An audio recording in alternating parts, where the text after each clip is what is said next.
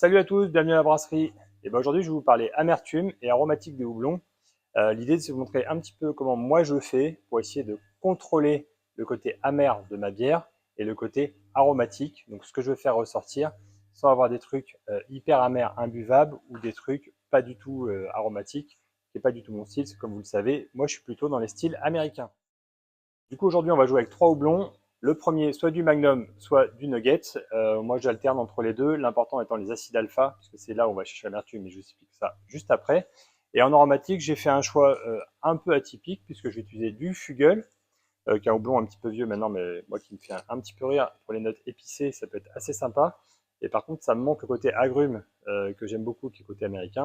Donc là, je vais me foutre un petit peu de cascade avec ça. Je vais vous expliquer un petit peu comment je fais pour avoir ce côté épicé, ce côté fleuri et ce côté aromatique agrume. Alors, on ne peut pas parler d'amertume sans connaître l'IBU, International Bitterness Unit, qui nous permet de calculer l'amertume théorique de notre bière. Donc, qu'est-ce qu'on y met dedans? On va considérer la quantité de houblon que vous allez y mettre, le taux d'acide alpha, c'est là où se trouve l'isohumulone, voilà, qui va venir réagir et se faire côté amer. C'est aussi ce qui va protéger votre bière. C'est ça qu'on dit que un IBU en dessous de 15 ne protège pas vraiment votre bière, donc essayez de taper au moins dans les 15, mais je vais vous montrer ça. Important, le temps de contact que va avoir votre houblon, puisque plus vous allez le faire réagir, plus vous allez atteindre le 100% d'extraction de l'isohumulone. Clairement, au-dessus d'une heure d'ébullition avec votre houblon, vous commencez à vous rapprocher du 100%. Passez les 100 minutes, vous y êtes.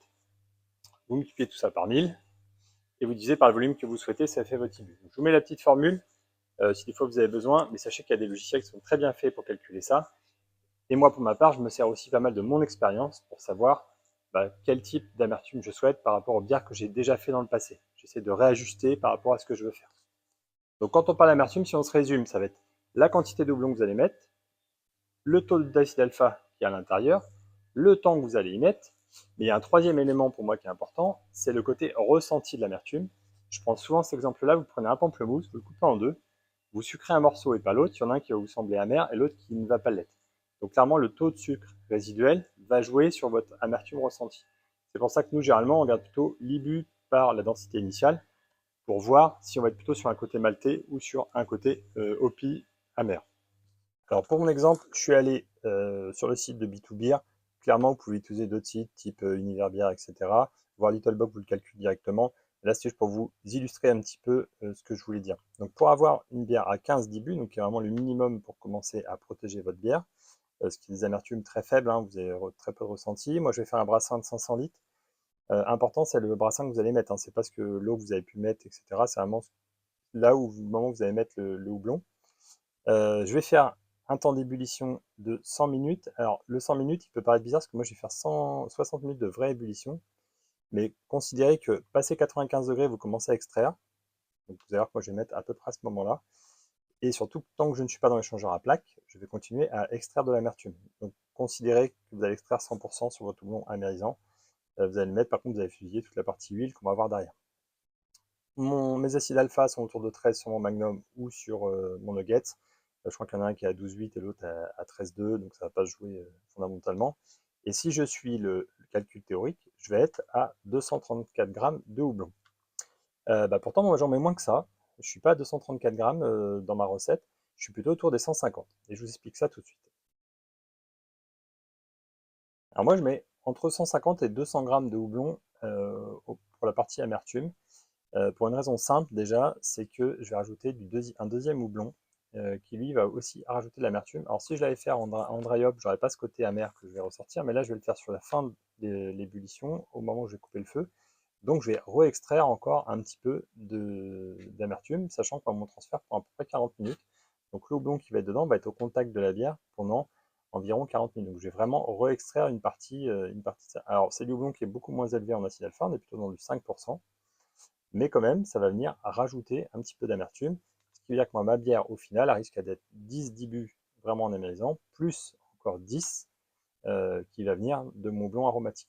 Sachant que le houblon aromatique, je vais en mettre beaucoup plus, que je vais être à 1,5 kg. Donc voilà, c'est vraiment la partie où il faut faire attention. Et après en aromatique, soit je suis vraiment bas, c'est des trucs qui sont à 1 kg d'aromatique, je vais vous expliquer pourquoi. Toi, je peux monter jusqu'à 3 kg. Alors 3 kg, c'est un truc hyper OP et généralement, je vais même plutôt jouer sur du dry hopping pour vraiment extraire les huiles et pas extraire l'amertume, parce que 3 kg de houblon en ébullition, je pense que ça pourrait faire un truc vraiment, vraiment amer, donc ça, je fais quand même attention. Et comme je vous disais, le truc important sur l'amertume, ça va être le ressenti que vous pouvez en avoir et le taux de sucre. Donc, moi, j'insiste aussi là-dessus. On parle souvent du IBU par la DI, ça vous donner un petit peu sur où vous vous trouvez sur la courbe que je peux vous présenter actuellement. Voilà. L'idée, c'est quand même de savoir si vous allez être en ressenti très amer ou pas amer, sachant que ça va jouer sur votre saveur. Est-ce que vous allez chercher plutôt les notes maltées de votre bière ou plutôt les notes houblonnées, justement. Et un truc qui peut vraiment vous aider là-dessus, c'est la levure. On ne parle pas souvent de la levure pour la partie amertume. Clairement, moi, dans la recette que je suis en train de faire, je mets de l'US 0,5, donc qui va atténuer assez fort, donc qui va venir m'assécher ma bière, et donc rehausser ce côté amer et ce côté hyper aromatique. Si j'avais voulu à l'inverse un truc très rond, j'aime bien la S33 pour ça, elle a une atténuation qui est beaucoup plus basse, et du coup elle va me laisser pas mal de sucre résiduel. J'ai souvent cet exemple, j'ai le même IBU entre ma triple et mon IPA. Voilà, je mets 300 ou 400 grammes de houblon en amérisant, donc normalement un truc qui est plutôt amer. Sauf que ma triple, quand vous la buvez, vous avez l'impression qu'il n'y a aucune amertume, tellement le taux de sucre résiduel est important. Donc, si on se résume sur le houblon amérisant, les trucs importants à savoir, la quantité de houblon que vous allez mettre, le taux d'acide alpha, donc très important de regarder l'amertume que vous pouvez en extraire, le temps, sur le temps que vous allez laisser au contact, plus d'une heure, plus les temps de transfert, etc. Normalement, vous allez extraire 100% de ce que vous pouvez sortir comme amertume, et donc de l'isoémulone, et le taux de sucre résiduel que vous allez y laisser. Ça, c'est important. Dans mon process, vous allez voir, le contact est important aussi. Avant, je mettais ça dans des sacs ou des hot speeders. Ça, c'est terminé. Maintenant, je balance directement dans mon mou et ça me permet d'avoir un truc qui extrait au maximum de tout ce que je peux. Donc, si on parle des aromatiques, maintenant, commencez déjà par choisir votre houblon. Il y a plein de sites internet pour aller piocher un petit peu ce que vous aimez. Si vous aimez les trucs plutôt franco-français, plutôt un bon barbe rouge. Alors, tout ça, c'est à vous de voir ce que vous avez envie de faire en termes de saveur. Moi, je suis très cascade, par exemple. Le côté agrume, j'aime beaucoup, mais il y en a plein d'autres houblons qui font ce côté agrume, plus ou moins fort. Et là, ce qu'il va falloir surveiller, c'est le taux d'huile. Parce qu'effectivement, plus vos houblons vont avoir de l'huile essentielle, plus vous allez avoir des saveurs. Donc c'est important parce que le fuguel est plutôt bas, mais dans les 0,8 à peu près. Voilà, je peux vous montrer sur le petit rapport que j'ai reçu. Là où le cascade va être un petit peu plus élevé, et il y a des houblons qui montent à 2, 2,5, 3. Voilà, donc là, ça commence à des quantités un peu plus importantes, et du coup, ça va être beaucoup plus aromatique. Donc important, on va le mettre en vrac pendant le process, pour vraiment avoir un espace de contact maximal. Je vais vous montrer comment on fait pour le balancer au fond. Et en termes de grammes par litre, voilà, entre 2 et 6 en pale ale, c'est plutôt bien. Dès que vous passez en IPA, il ne faut pas hésiter à le mettre plutôt en dry hop. Donc vous n'avez pas la problématique d'extraire l'amertume. Vous extrayez que les huiles. Mais ça, c'est une autre de mes vidéos. Vous pouvez aller jeter un coup d'œil. Et pas hésiter à mixer. Alors moi, je ne suis pas un gros mixeur de houblon. Il y a des spécialistes là-dessus. Hein. Aujourd'hui, je vais le faire parce que vraiment, dans le Fugle, ce qui manque, c'est un côté agrume. Même si j'aime les autres notes, je pense que le mix des deux va vraiment bien se faire. Idem, vous voulez renforcer votre saveur. J'insiste sur le côté du choix de la levure. Tout ce qui est agrume, là, l'US 05, c'est bien. Si en plus vous avez de la Gvec en Voss, ça sera encore mieux parce qu'elle, elle est carrément sur les agrumes. Ça complète complètement ce côté hyper aromatique pour une IPA, par exemple, ou une NEIPA. Allez, maintenant que vous avez la théorie, on va faire un tour en production. Je vous montre un petit peu comment je fais et comment ça se passe visuellement, à quoi ça ressemble quand je houblonne pour ma production. Alors, je suis à peu près au milieu de mon transfert, là. Voilà, on est en production. On est sur une pale ale, 100% pale d'ailleurs. Et alors du coup j'ai déjà mis le feu à chauffer. Alors, on est déjà à 90. Donc tant que ça finisse de remplir, de toute façon je serai déjà à 95. Donc on va aller peser le houblon amérisant. Donc on va mettre entre, je pense un petit 160 grammes, ce serait pas mal. Je suis sur du nuggets, nuggets français pour le coup, qui a poussé à 10 minutes de la brasserie, donc ça c'est plutôt cool. Qui a plus de 13 dans l'acide alpha. Voilà mon nuggets, produit en France, du coup, comme je disais.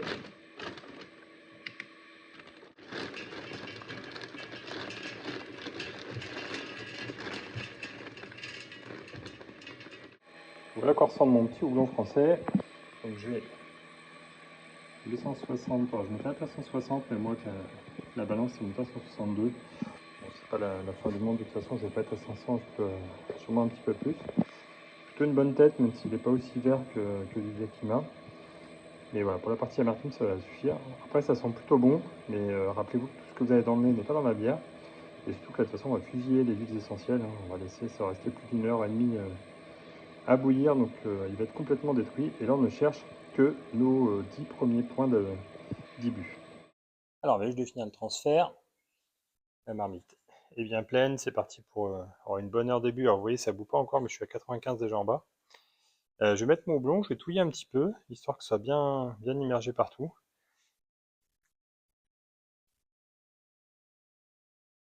Vous voyez, si je fais ça, ça reste sur le dessus, et du coup, on va pas extraire autant qu'on aimerait. Donc je vais chercher ma petite touillette là, et on va mélanger un petit peu ça. Allez, c'est parti, on immerge bien. Là, je suis très rempli, hein, je dois être à 510-515 litres. L'objectif, c'est de faire un peu de volume. Et pour mon long amérisant, il faut bien qu'il soit immergé pour extraire un maximum des acides alpha.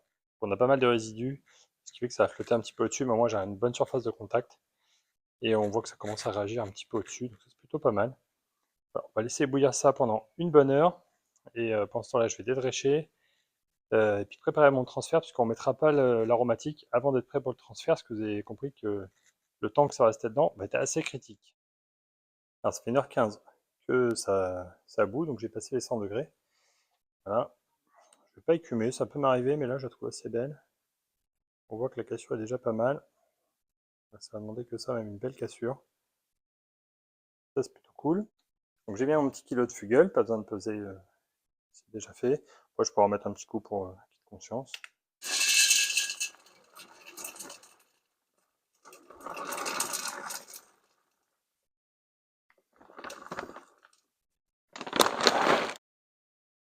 C'est marrant parce qu'avec les 500 grammes là, j'en prends déjà plein le nez. Ouais, vous voyez la couleur elle est un petit peu plus verte que tout à l'heure. Ça c'est plutôt cool. Déjà les notes d'agrumes sont déjà assez prononcées. Et ben on va préparer tout ça. Je vais mettre tout en vrac au milieu, mélanger un petit peu, et ensuite je me prépare pour le transfert. Parce qu'effectivement je veux pas que ça reste trop longtemps. Je vais faire 10 minutes vraiment à feu éteint là, bien que ce soit mélangé. Je balance mon whirlpool. Et donc en même temps des 10-15 minutes là, il ne faut pas vraiment faire plus. Enfin, moi je veux extraire les huiles sans extraire trop d'amertume. Allez, c'est parti pour le houblonnage. Donc j'ai mon Fugel, je coupe le feu. Donc voilà, sur la couleur, il est beaucoup moins beau que mon Yakima. Voilà, après ça va faire le taf normalement.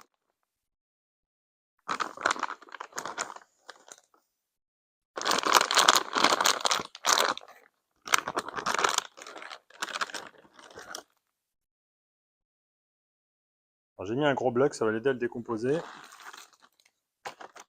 Là, on voit les réactions, c'est en train de percer les poches au fond.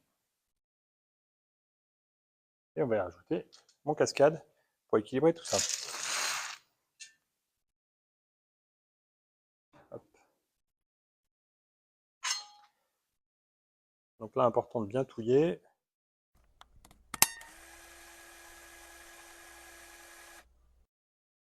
Donc je ne sais pas si vous voyez, juste le fait de mélanger, ça me prend déjà pas mal de temps.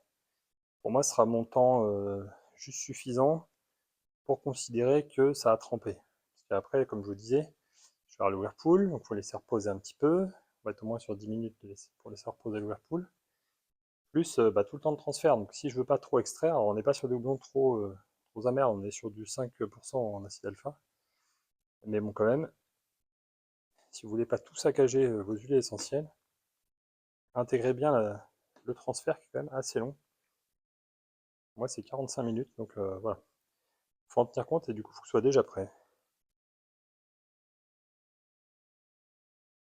Alors, je sais pas si vous voyez, normalement, l'US, il coule assez bien. Mon blond US au cascade. Par contre, vous voyez, le français, il a beaucoup de mal à couler. Alors, normalement, le Whirlpool va quand même l'aider à couler. Allez, c'est parti. Ça va favoriser à faire couler tout le monde.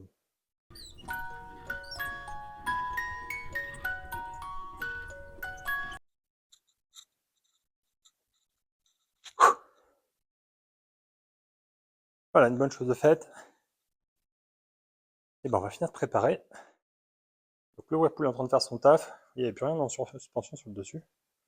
Maintenant, on va surveiller, parce que préparer vraiment la partie transfert. Dès que ça va s'arrêter, moi je balance, justement, pour pas choper l'amertume. Ça fait 10 minutes. Bah, vous voyez, ça tourne encore un petit peu, je avec l'inertie. Il y a encore un petit peu de particules. Je vais attendre encore une minute ou deux. Et on va balancer le transfert tranquillement. Alors moi, je sais pas, je l'ai vu dans mes vidéos, hein, mais je balance d'abord du bouillon.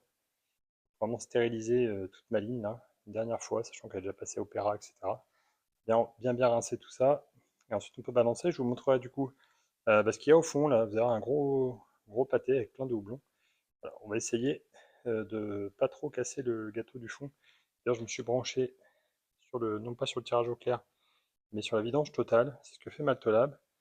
Et on va bien voir, mais normalement, j'ai vu que les dernières fois, le fait de pencher après pour récupérer le reste faisait plus de dégâts qu'autre chose. Donc voilà, en allant doucement, je pense qu'on va être bon. Bon, ma pompe est un peu au bout de sa vie.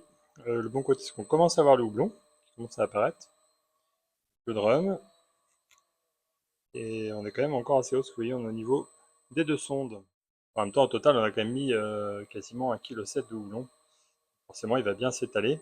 Et normalement, ça ne devrait pas me gêner à cet endroit-là pour voir ce qui passe ou pas dans l'échangeur à plaque. On commence à être presque sur la fin. On va pas tarder à voir là où je tirais avant. Et de ce côté-là, je vous montrerai à la fin. Mais normalement, ça ne devrait pas aller. Le houblon ne devrait pas aller dedans. Il est en train de s'étaler, mais il va s'arrêter avant que ça passe dans le tuyau. Voilà, donc la tâche de houblon est de plus en plus grosse, ce qui est plutôt bon signe. Du coup, on va pas perdre beaucoup de volume, parce que je vais ne perdre finalement que la partie qui fait le tour là. Mais en volume, ça va faire beaucoup moins. Vous voyez, on voit déjà le trou. Là, même si j'arrêtais, je pense que j'aurais déjà optimisé mon volume. Et ben voilà, c'est terminé pour aujourd'hui.